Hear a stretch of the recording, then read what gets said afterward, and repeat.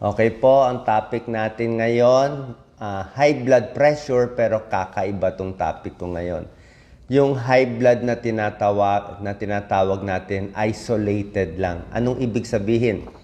'Di ba alam nyo ang high blood pressure, 'di ba? Ang normal is 120/80. Tinuturo ko sa inyo. Paglampas ng 140 o lampas ng 90, sinasabi natin may high blood. Pero itong kondisyon na ituturo ko, kakaiba. Paano kung isang numero lang ang may high blood? Paano kung yung una lang ang mataas, yung 140 ka lang lampas? Paano kung yung pangalawang numero lang ang mataas? Anong ibig sabihin nito? Nangyayari to. Iba ang gamutan dito. Okay, explain ko kinig lang kayo maigi. For example, ang blood pressure ay 180/70. 180 ang taas, 70 normal. Ano tawag doon?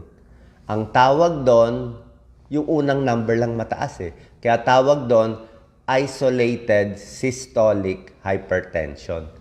Ibang tao yon, ibang dahilan yon, ibang gamutan doon.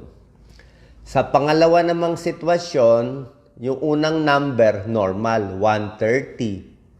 Yung pangalawang number sa baba, ang mataas, 100. Talagay natin, 130, 100. Okay yung una, yung pangalawang mataas.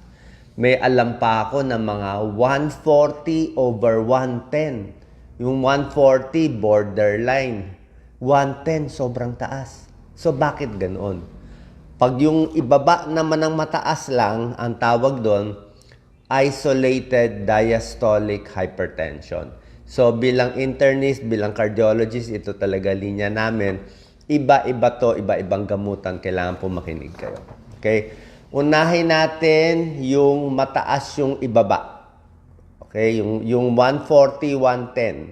Yung mga 130/100. Ang tawag dyan, isolated diastolic hypertension. Yung pangalawang numero ang tumataas.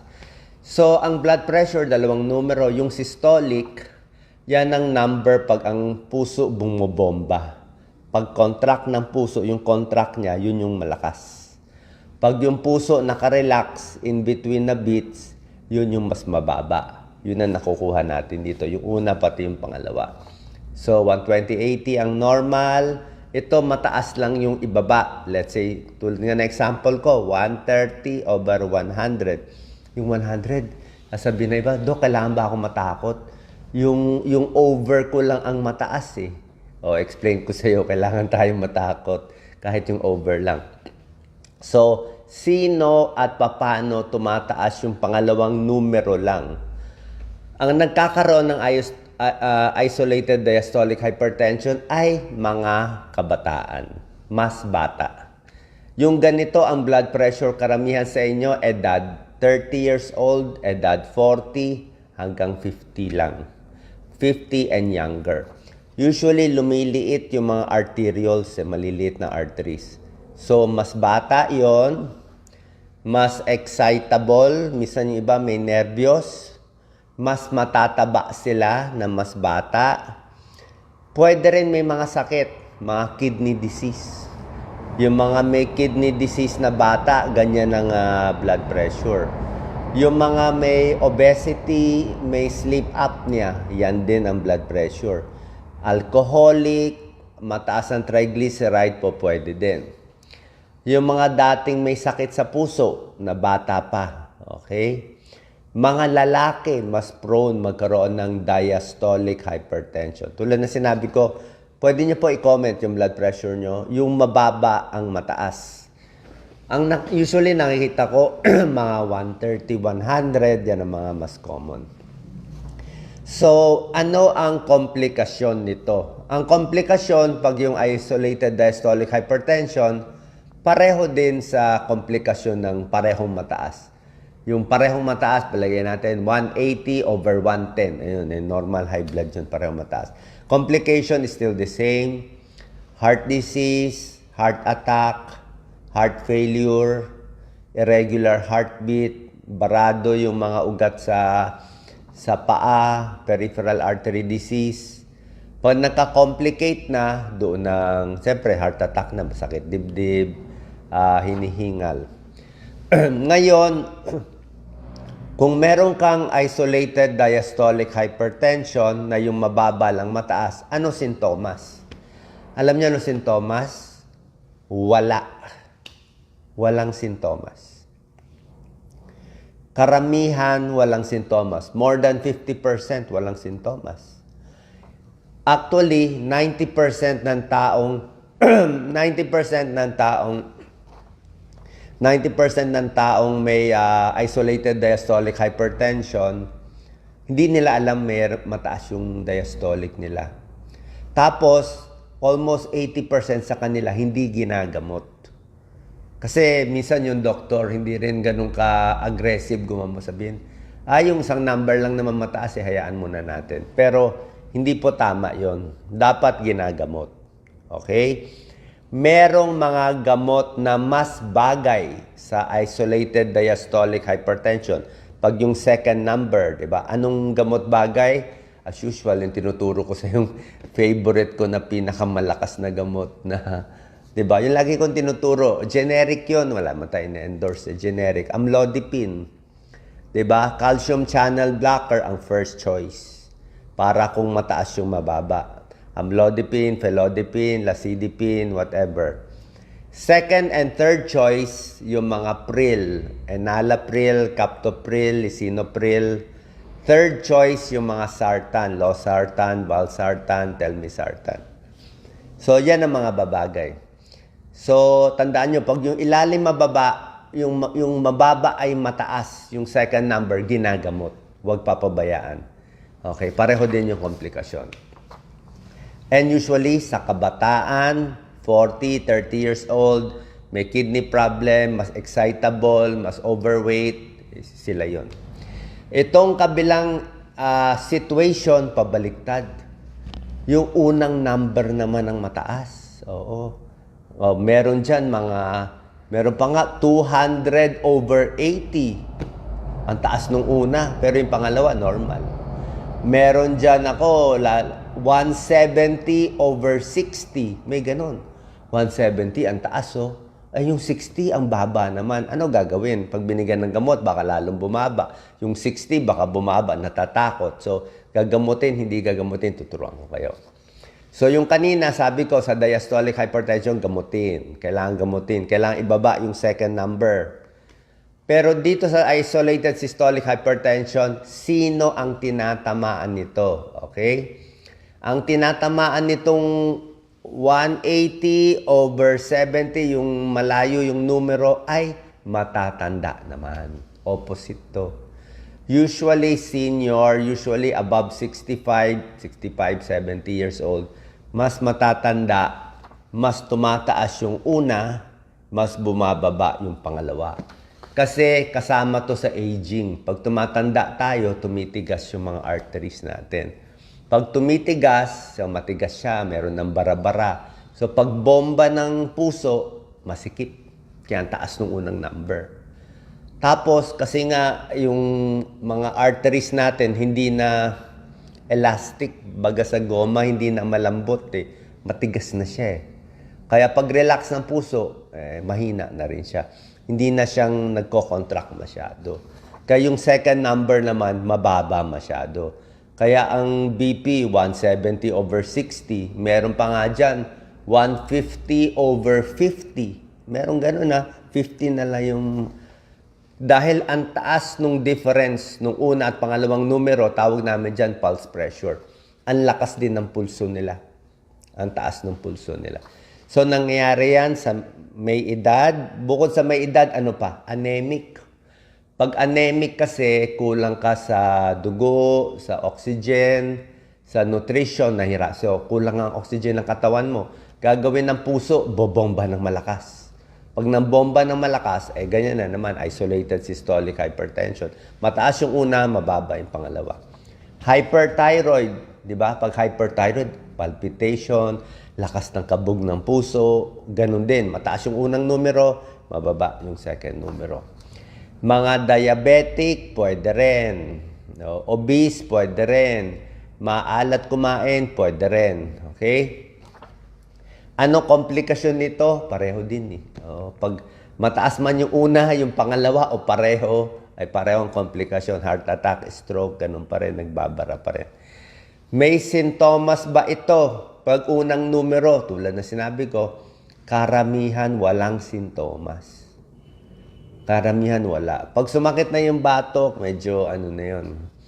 Medyo parang mas serious pa yun.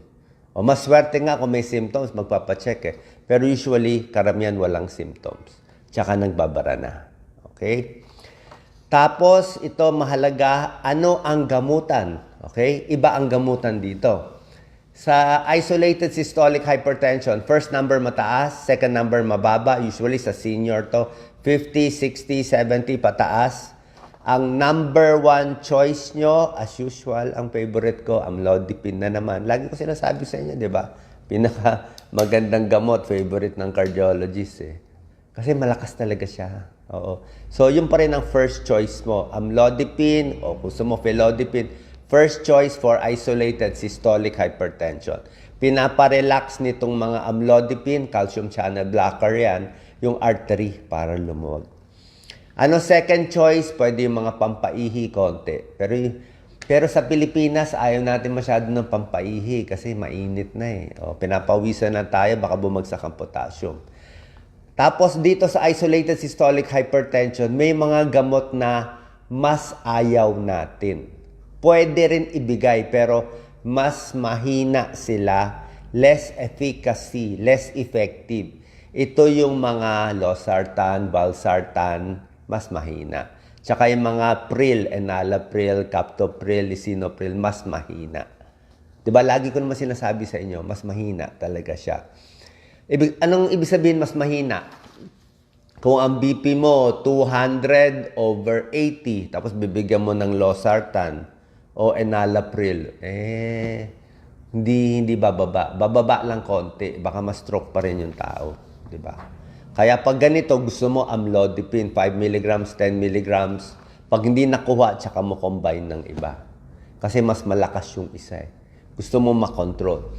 Isa pa, sa may edad, tama yung ayaw natin masyado ibaba yung blood pressure. Pero pag ganitong 180/80, kailangan mo pa rin ibaba. 180 is too high. Siguro kung ayaw mo ibaba ng 130, kahit mga 150 o 140, at least maibaba mo siya. Kasi hindi natin alam kung kailan tataas eh. Isa pa, kailangan i-check nyo yung blood pressure. Pag pagod, pag nakarelax, pwede sa umaga. Sa umaga dapat sine-check ang BP. Umaga o gabi? Mas delikado sa umaga. Maraming namamatay sa high blood umaga. Marami na stroke umaga. Lahat ng taas ng BP sa umaga. Bakit? Ay pagkagising, mataas ang cortisol, bagong adrenaline, di ba? Maaga eh. Nandun lahat yung energy, nandun tumataas ang BP. Kaya na-stroke karamihan ng tao umaga, mga 5 a.m., 6 a.m. hanggang 9 a.m. Yun ang highest incidence eh.